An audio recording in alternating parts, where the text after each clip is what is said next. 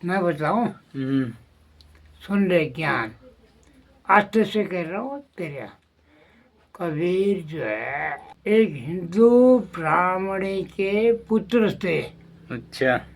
उन्हें लोग लज्जावश नाजायज संतान पैदा हो गई, उनको भाग दिया। एक सुन ले, अगर कहीं तेरे को अगर डाउट होगा फिर बोलना। हाँ पहले आप समझाओ तो सही।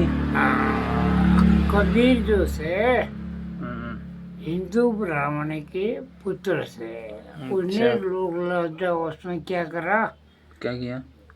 एक बक्से में, एक लकड़ी का बक्से में कर उनको छोड़ दिया। एक झूला था, वो मच्छी पालने झूला, झूलाई बोलो जो भी है, उन्होंने उसको पकड़ा, कबीर दास जी को, संत कबीर।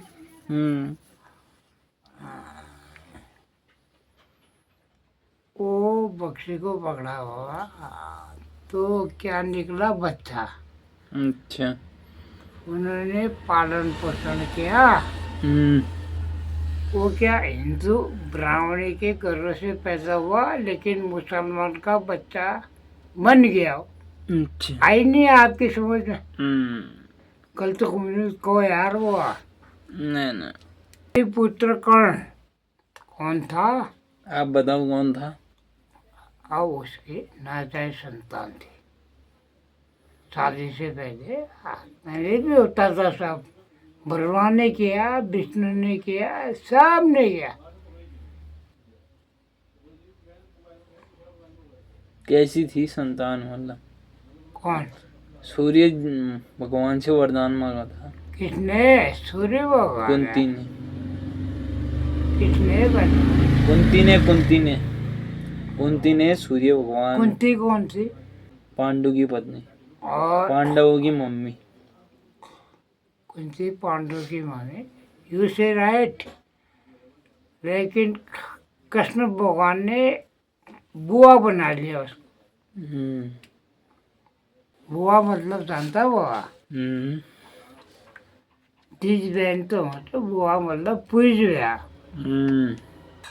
कर्ण में क्या खासियत थी ऐसी? अब ये तीरंदाज थे, अब फिर एक लफ्ज में आ जाएगा। पहले कर्ण बताओ। पहले सवाल है कर्ण में। कर्ण जो है, मैंने मेरी सुन ले, फिर तो बताना, तेरी बात ही सुनूंगा। ये वरदान किसका था? किसका? सूर्य भगवान का। कर्ण को वरदान था। सूर्य भगवान कृष्ण भगवान के आगे कोई नहीं बेचते। क्या? कोई नहीं बेचते। कुंडल कवच दान था ना कर्ण को। सूर्य पुत्र कौन हुआ पहले बता? कर्ण ना तो शनि। अरे कहते हैं ना। हाँ बाबा।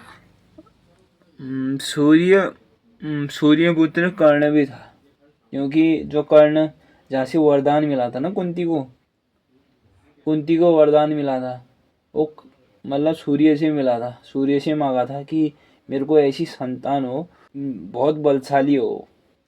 फिर सूर्य भगवान ने इतना बलशाली, मैं तेरे को बता रहा हूँ, इतना ऐसे करके नहीं हुआ, ये ऊपर से टपक गया। मकर जोत कौन एक था? फल मिला कुंती को, फल मिला, वो फल खाया, उसके बाद गर्भ में बच्चा हुआ। ठीक है। और भगवान परशुराम का नाम सुना है?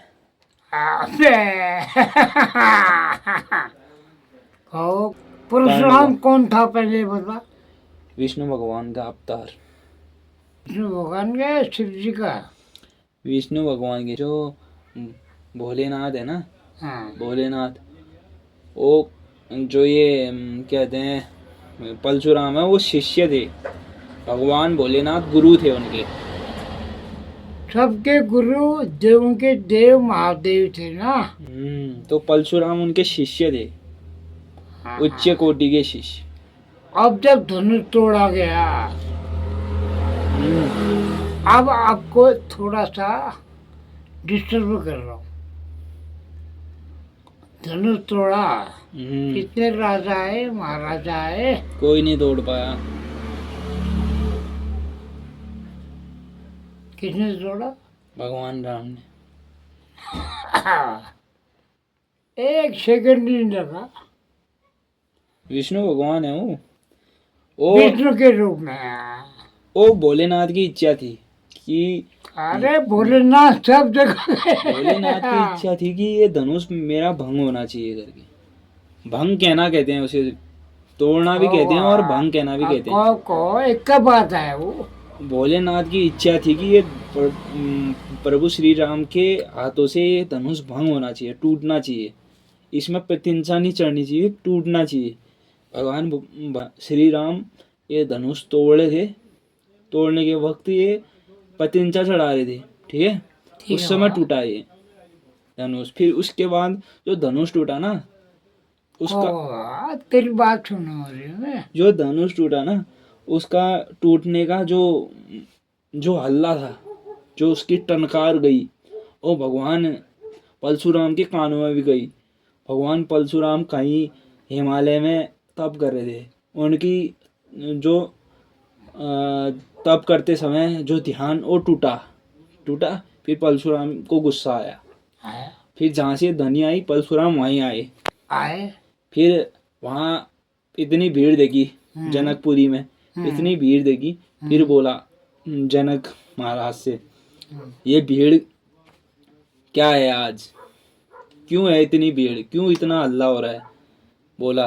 फिर उसके बाद जनक ने बताया कि आज मेरी पुत्री जो सीता माता थी, उनका विवाह है, उनका विवाह रखा है, और आज ये धनुष को हमने जो ये धनुष में प्रतिंजा चढ़ाएगा और उसको मेरी पुत्री उसको अपना वर मानेगी, ठीक है। बात कर रहा है तू। वर मानेगी। फिर भगवान श्री राम ये धनुष तोड़ देते हैं। फिर उसके बाद देखते हैं परशुराम, ये इसमें ना तो प्रतिंसा चढ़ाई गई है, और ये धनुष तो टूटा पड़ा है, बिखरा पड़ा है नीचे, ये किसने किया बोलते हैं। फिर उसके बाद कई बहस होती है, कई राजाओं को पकड़ते हैं परशुराम और बोलते हैं ये धनुष किसने तोड़ा बताओ करके। और कई राजा महाराजा थे, वो तो परशुराम के पैरों में गिरते हैं। पैरों में क्यों गिरते हैं? परशुराम ने जो सतयुग था ना, सतयुग में भी राजाओं का संहार किया था। सतयुग में राजाओं का संहार किया था, तभी राजा महाराजा परशुराम से डरते हैं, क्योंकि वो क्षत्रिय भी हैं और ब्राह्मण भी हैं। जब उनने क्षत्रिय का संहार किया था ना, वो क्षत्रिय बने थे, ठीक है। क्षत्रिय समझते हो आप? जैसे बिल्कुल यार, राम भगवान आप कह रहे हो तो मैं समझ रहा हूँ। राम भगवान है क्षत्रिय, ठीक है। वैसे ही परशुराम आधे क्षत्रिय आधे वो हैं, क्या कहते हैं, ब्राह्मण हैं, ठीक है। तभी मतलब सबको पकड़ा, उसके बाद बताया मतलब कि ये धनुष किसने तोड़ा, ये सो। फिर भगवान राम बताते हैं ये धनुष मैंने तोड़ा। उसके बाद फिर भगवान राम को पहचान जाते हैं। कई बहस होती है भगवान राम में भी और लक्ष्मण में भी, लक्ष्मण परशुराम संवाद चलता है। उसके बाद फिर कई बहस होती है। उसके बाद भगवान राम बोलते हैं आप ऐसे नहीं मानते हो, प्यार से नहीं मानते हो, तो मैं भी रघुवंशी हूँ, मैं भी अपने कदम पीछे नहीं लड़ाऊंगा, ठीक है। अपने कदम पीछे नहीं लड़ाऊंगा, ठीक है। फिर मैं भी युद्ध करूंगा करके, मैं रघुवंशी हूँ, मैं भी राजा दशरथ का पुत्र हूँ, मतलब हम भी कदम पीछे नहीं लड़ाएंगे, आप युद्ध चाहते हो तो युद्ध होगा। फिर ऐसे कि परशुराम समझ जाते हैं कि ये कोई मूली वो नहीं हो सकता, बालक नहीं हो सकता। फिर उसको अपना जो विष्णु भगवान ने उनको दिया होता है कि अवतार होगा, तुम इस धनुष को देना और बोलना कि इसमें प्रतिंसा चढ़ाओ और तीर छोड़ो करके। अगर तो तीर छोड़ा तो समझ गए, दर्शन दे दिए। उस समय दर्शन मिल जाते हैं परशुराम को। फिर परशुराम मन ही मन बोलते हैं, प्रभु मैं आपको पहचान नहीं पाया, ये भी आपकी माया है। सब ये आपकी माया है, आपकी इच्छा से आपको पहचान नहीं पाया। और सभी राजाओं को मतलब पता चला कि ये जो अवतार लिया है वो क्यों लिया। परशुराम सबके सामने हाथ जोड़ते हैं ना। ओहो। ये थी कहानी।